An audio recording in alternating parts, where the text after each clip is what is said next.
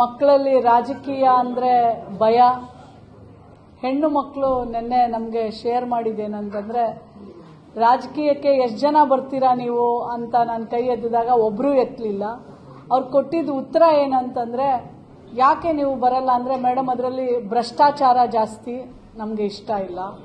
ಇನ್ನೊಬ್ಬರು, ಮನೆಯಲ್ಲಿ ರಾಜಕೀಯವಾಗಿ ಹೆಣ್ಮಕ್ಳು ಬರಬಾರ್ದು, ಅದು ನಿಮಗೆ ಸೂಟ್ ಆಗೋದಿಲ್ಲ, ಅದು ಕಷ್ಟ ಇದೆ ಅನ್ನೋ ಒಂದು ಹೆಣ್ಮಗಳು.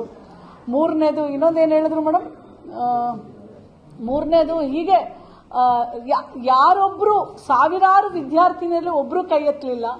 ನಾನು ಅವರಿಗೆ ಹೆಣ್ಣು ಮಕ್ಕಳು ರಾಜಕಾರಣಕ್ಕೆ ಬರಬೇಕು, ಅದೂ ಸಹ ನಿಮ್ಮ ಒಂದು ಹಕ್ಕು ಅಂತ ನಾವು 1.5 ಗಂಟೆ ಅವರನ್ನು ಉದ್ದೇಶಿಸಿ ಮಾತಾಡಿದಾಗ ನಂತರ ಹೇಳಿದೆ, ಈ ಜಿಲ್ಲೆ 4 ಮುಖ್ಯಮಂತ್ರಿಗಳನ್ನು ಕೊಟ್ಟಂತ ಜಿಲ್ಲೆ, ಅಲ್ಲಿರೋ ಮಕ್ಕಳೇ ರಾಜಕೀಯ ಬೇಡ ಅಂತಂದ್ರೆ ಹೇಗೆ, ಅದು ಹೆಣ್ಮಕ್ಳು.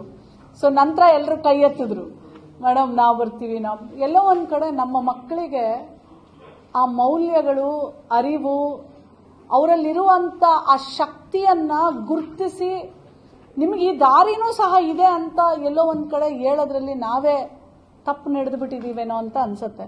ನಾವು